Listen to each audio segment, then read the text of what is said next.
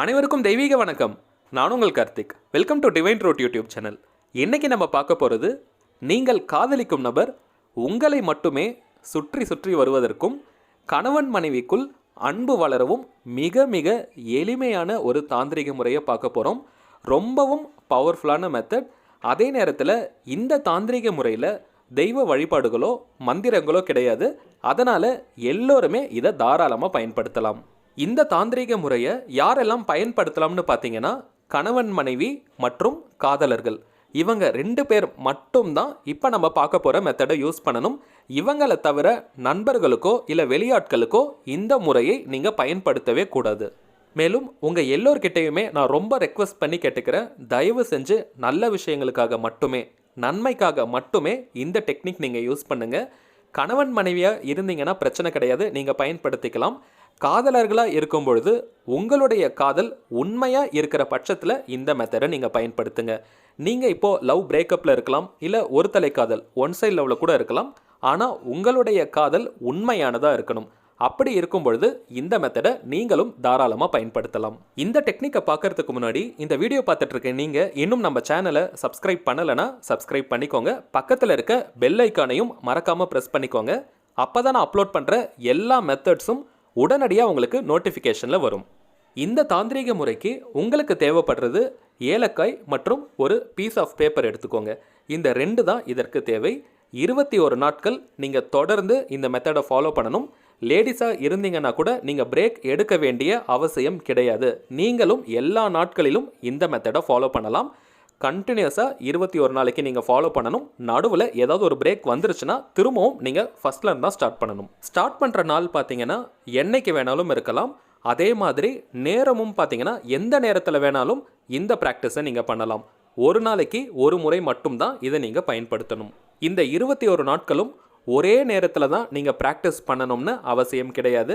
எப்போ உங்களுக்கு நேரம் கிடைக்குமோ அந்த நேரத்தை நீங்கள் பயன்படுத்திக்கலாம். அதே மாதிரி குளிச்சுட்டு தான் இதை ப்ராக்டிஸ் பண்ணணும்னு அவசியம் கிடையாது. நீங்கள் குளிக்கலைனாலும் பரவாயில்ல.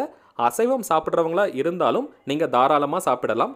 எந்த ஒரு தடையும் இந்த தாந்திரிக முறைக்கு கிடையாது. 10 நிமிடங்கள் ஒரு நாளைக்கு நீங்கள் இந்த டெக்னிக்கு டைம் ஸ்பெண்ட் பண்ணால் போதும். இப்போ நீங்கள் ஒரு நல்ல ஏலக்காயை எடுத்துக்கோங்க. காஞ்சி இருக்கிற ஏலக்காயை தாந்திரிகத்துக்கு பயன்படுத்தக்கூடாது, ஏன்னா அது பலன் கொடுக்காது. ஃப்ரெஷ்ஷாக க்ரீனாக இருக்கிற மாதிரி ஏலக்காயை நீங்கள் எடுத்துக்கோங்க. ஏலக்காயை டைரெக்டாக யூஸ் பண்ணக்கூடாது. அந்த ஏலக்காயோடைய மேல் தோலை எடுத்துட்டு உள்ளே இருக்கிற அந்த விதை பகுதி மட்டும்தான் நம்ம பயன்படுத்த போகிறோம். கருப்பாக இருக்கக்கூடிய அந்த விதையை மட்டும் நீங்கள் தனியாக எடுத்துக்கோங்க. ஒரு ஏலக்காய் நீங்கள் ஒரு நாளைக்கு பயன்படுத்தினா போதும். 21 நாட்களுக்கு நீங்கள் 21 ஏலக்காய்களை பயன்படுத்தணும். இப்போ நம்ம டிஸ்பிளேல கூட தெரியுது பாருங்கள். இந்த மாதிரி விதையை நீங்கள் எடுத்து வச்சுக்கோங்க. அதற்கு பிறகு ஒரு பீஸ் ஆஃப் பேப்பர், ஒரு ஒயிட் கலர் பேப்பர் எடுத்துக்கோங்க. அதில் அவங்களுடைய பெயர் எழுதி வச்சுக்கோங்க. இந்த பெயர் எழுதுறதுல நிறைய பேருக்கு சந்தேகம் இருக்குது, எந்த பெயரை பயன்படுத்தலாம்னு. இந்த தாந்திரிக முறையை பொறுத்த வரைக்கும் அவங்களுடைய ஒரிஜினல் பெயரை நீங்கள் யூஸ் பண்ணுங்கள். அதாவது அவங்கள அதிகமாக எந்த பெயரில் கூப்பிடுவாங்களோ, எல்லோரும் அவங்கள எந்த பெயரில் அதிகமாக கூப்பிடுவாங்களோ அந்த பெயரை நீங்கள் இதுக்கு பயன்படுத்தணும். ஒரு சிலருக்கு பார்த்தீங்கன்னா ஜாதக பெயர் இருக்கும், ஆனால் அந்த பெயரில் அவங்கள கூப்பிடவே மாட்டாங்க. ஸோ இந்த மாதிரி பெயர்களை நீங்கள் பயன்படுத்தக்கூடாது. அதிகமாக பயன்படுத்தும் அந்த பெயரை தான் நீங்கள் இதற்கு யூஸ் பண்ணணும். சரிங்க, அந்த எழுதுகிற பேப்பர் பார்த்தீங்கன்னா ஒயிட் கலர் பேப்பராக இருக்கணும். ரொம்ப பெரிய பேப்பரில் எழுதாதீங்க. அவங்களுடைய பெயரை எழுதுகிற அளவுக்கு ஒரு சின்ன துண்டு பேப்பரில் நீங்கள் எழுதினா போதும். எழுதும் அந்த நிறம் பார்த்தீங்கன்னா, பெண்ணுடைய கலர் பார்த்தீங்கன்னா பச்சை, அப்படி இல்லைன்னா நீல நிறமாக இருக்கட்டும். ப்ளூ கலர் அப்படி இல்லைன்னா க்ரீன் கலரில் தான் நீங்கள் எழுதணும். பிளாக் கலரை பயன்படுத்தக்கூடாது. இப்போது அந்த பீஸ் ஆஃப் பேப்பரில் நீங்கள் விரும்பும் அந்த குறிப்பிட்ட நபருடைய பெயரை க்ரீன் கலர் அப்படி இல்லைன்னா ப்ளூ கலரில் எழுதுனதுக்கு பிறகு ஏலக்காயோடைய விதைகளை எடுத்து உங்களுடைய கட்டை விரல் மற்றும் மோதிர விரலுக்கு இடையே நீங்கள் வச்சுக்கோங்க. நம்ம டிஸ்பிளேல கூட தெரியுது பாருங்கள். இந்த மாதிரி தான் நீங்கள் பயன்படுத்தணும். அதில் 3 இல்லைனா 4 விதைகள் தான் இருக்கும் ஒரு ஏலக்காயில். அதை நீங்கள் எடுத்து உங்களுடைய கட்டை விரல் மற்றும் மோதிர விரலுக்கு நடுவில் இப்போ நம்ம டிஸ்பிளேல தெரிகிற மாதிரி நீங்கள் வச்சுக்கோங்க. இதை நீங்கள் சேர்லேயோ பெட்லேயோ உட்காந்துட்டு கூட பண்ணலாம். வச்சதுக்கு பிறகு நீங்கள் விரும்பும் அந்த குறிப்பிட்ட நபருடைய பெயரை ஒரு 10 நிமிடம் நீங்கள் சொல்லணும். மனதுக்குள்ளேயும் சொல்லிக்கலாம், வாய் விட்டும் சொல்லலாம். ஆனால் அவங்களுடைய பெயரை நீங்கள் சொல்லும் பொழுது அந்தளவுக்கு மகிழ்ச்சியாக சொல்லணும். அவங்கள நினச்சிட்டு அன்பாக அந்த பெயரை சொல்லணும். நீங்கள் ஒவ்வொரு முறையும் அவங்களுடைய பெயரை சொல்லும் பொழுது அவங்கள நீங்கள் கூப்பிடுற மாதிரியான அந்த ஃபீல் உங்களுக்கு வரணும். அவங்கள நீங்கள் ஈர்க்கிற மாதிரி உணர்ந்து அந்த பெயரை சொல்லணும். ஞாபகத்தில் வச்சுக்கோங்க, நீங்கள் பேப்பரில் என்ன பெயர் எழுதியிருக்கீங்களோ அதே பெயரை தான் நீங்களும் சொல்லணும். ஒரு 10 நிமிடத்திற்கு உங்களுடைய மொபைலில் நீங்கள் அலாரம் மாதிரி செட் பண்ணி வச்சுக்கோங்க. இல்லைனா 10 நிமிடம் ஆயிடுச்சுன்னு நீங்கள் அதையே செக் பண்ணிகிட்டு இருப்பீங்க, உங்களுடைய கவனம் சிதறும். ஸோ ஒரு அலாரம் செட் பண்ணி வச்சுட்டிங்கன்னா நீங்கள் அவங்களுடைய பெயரை மனதார சொல்லிக்கிட்டு இருக்கலாம். நல்லா ஞாபகத்தில் வச்சுக்கோங்க, பிரேக்கப் லெவலில் இருக்கிறவங்க பயன்படுத்தும் பொழுது கசப்பான சம்பவங்கள் எதையும் நீங்கள் நினைக்க வேண்டாம். அவங்க கூட நீங்கள் மகிழ்ச்சியாக இருந்த சம்பவத்தை நினச்சிக்கிட்டு அவங்க உங்களை தேடி வர்றதா நீங்கள் உணர்ந்து அவங்களுடைய பெயரை நீங்கள் சொல்லுங்கள். அவங்களுடைய பெயரை நீங்கள் சொல்லும் பொழுது உங்களுக்கு ரொம்பவும் மகிழ்ச்சியாக சந்தோஷமாக இருக்குன்னா இன்னும் ஒரு 5 நிமிஷம் கூட நீங்கள் எக்ஸ்டெண்ட் பண்ணிக்கலாம். ஒரு 1/4 மணி நேரம் கூட நீங்கள் சொல்லலாம். ஆனால் மினிமம் 10 நிமிஷம் நீங்கள் சொல்லணும்.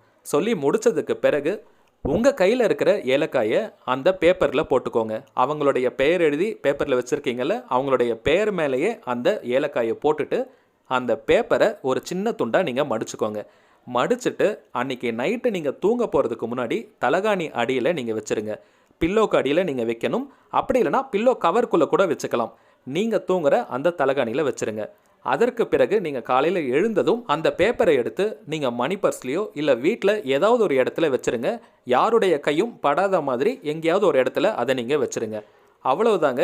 21 நாட்களுக்கும் நீங்கள் இதே மாதிரி தான் பண்ணணும். ஒரு நாளுடைய எந்த பகுதியில் வேணாலும் பண்ணலாம். ஆனால் நைட்டு நீங்கள் தூங்க போகிறதுக்கு முன்னாடி அந்த பேப்பரை எடுத்து உங்கள் தலகாணி அடியிலையோ இல்லை பில்லோ கவருக்குள்ளேயோ நீங்கள் போட்டு வச்சுக்கோங்க. திரும்பவும் நீங்கள் காலையில் எழுந்ததுக்கு பிறகு அந்த பேப்பரை எடுத்து ஏதாவது ஒரு இடத்துல வச்சுருங்க. இந்த மாதிரி 21 பேப்பர் உங்ககிட்ட இருக்கும்.